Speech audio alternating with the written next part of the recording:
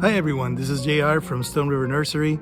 Today is February 11th, and I decided that now that we're having a few days of warmer temperatures and the forecast is showing that there will be no other cold fronts coming through, now is a good time to start thinking about fertilizing your stone fruit trees and also some of the plants that already have a few flowers coming in. So let's go ahead and check it out. In one of my earlier videos, I was mentioning a few different varieties of fertilizer that I like to use, and two of them, the Biomix from Burpees and the Biotone from Espoma, those are organic fertilizers. I would rather work with those, but because I have a dog and he will smell that organic fertilizers, it's like, yum, yum. He'll dig it out and eat it and maybe expose some of the roots to drying. We don't want that. A nuclear option, what I call a nuclear option, is this Grow More fertilizer that has a formula of 6-30-30. So it's 6% nitrogen, 30% phosphates or phosphorus, and 30% potash or potassium.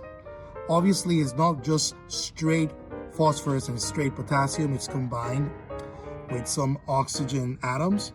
And it also contains a few micronutrients like boron, copper, iron, manganese, molybdenum, and zinc, which are good for maintaining overall health of the plants. Even though this is not an organic fertilizer, provided that you use it properly, it still provides all the necessary nutrients to the soil. I would rather have organic because the organic contents of a fertilizer not only just feed the plants, but they also feed the soil with different nutrients, mycorrhizae. So overall it's better. But when you don't have that choice, it's going to be a good alternative for feeding your plants in the early part of the year. Another thing I want to mention about this fertilizer is the NPK ratio. So it's 6-30-30. So what that means is that we're using a formula that's lower in nitrogen compared to phosphorus and potassium. And that formula, what it does is that it encourages trees to have greater root stability, but also to produce more flowering wood, which is what we ultimately want in a backyard orchard, where we're trying to maintain the size of the trees to a manageable height, but encouraging maximum floral production so we can get the most fruit possible from those trees. In my video from February 1st, when we had the first morning after the cold front that passed through central Florida with temperatures in the low 20s, one of the casualties of that cold front was this cluster of mangoes.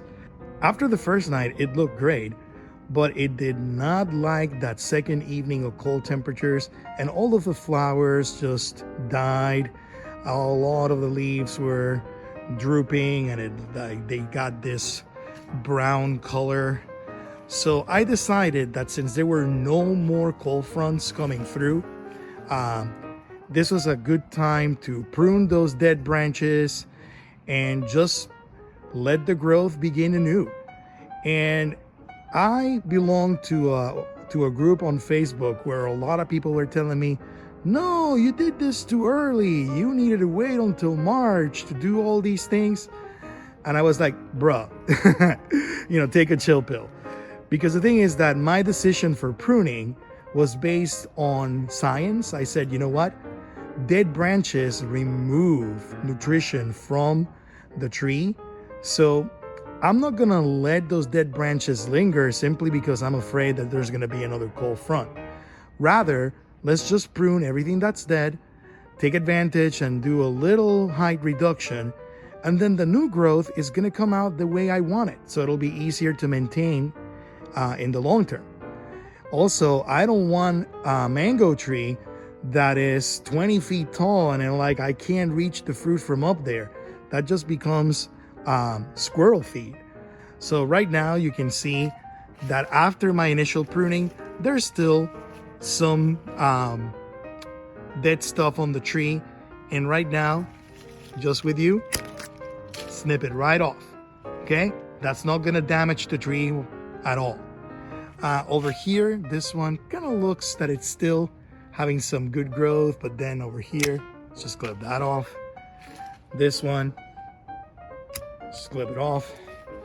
And then over here, we still have some branches that, although the leaves are orange, they look like they're still plumpy. So I'm gonna leave those for now. And if they look like they are dying back, I'll just prune them off. But this is also a good time to use that fertilizer that I mentioned, the Grow More 630/30. And we're going to feed the tree.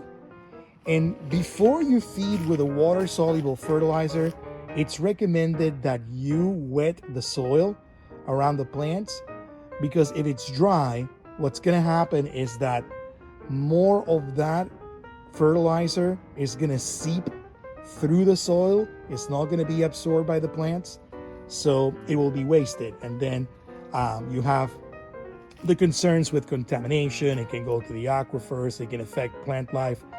So if you wet the soil before you apply that water-soluble fertilizer, it will retain more of that fertilizer in that root zone. Today on February 11th, I'm showing you how my stone fruit trees look like. They're mostly dormant and there are a few flowers coming out here and there, but no major activity. We have a nice blueberry bush that survived the cold, and that one is blooming nicely. Over here we have a bed of plums and pluots, again mostly dormant. And I want to document this because I applied the Grow More fertilizer a few moments ago, and in a few weeks, when these trees awaken and they show you all those beautiful blooms, I want to emphasize that if you're using a synthetic fertilizer responsibly, it can still be effective and get your trees the nutrients that they require. In conclusion, is it safe to use synthetic fertilizers? And the answer is yes, provided that you are following the label instructions and that it's applied at the proper time of the year. It's preferable to use organic fertilizers to enrich the soil and benefit the microorganisms in it. However, when you don't have that alternative, synthetic fertilizers still provide nutrients to plants, especially for the needs for the growing season. I hope this video helped explain how synthetic fertilizers can be useful.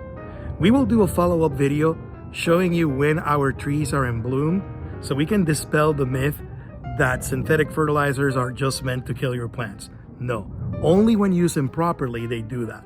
But if you use them properly, they can be just as effective as organic fertilizers.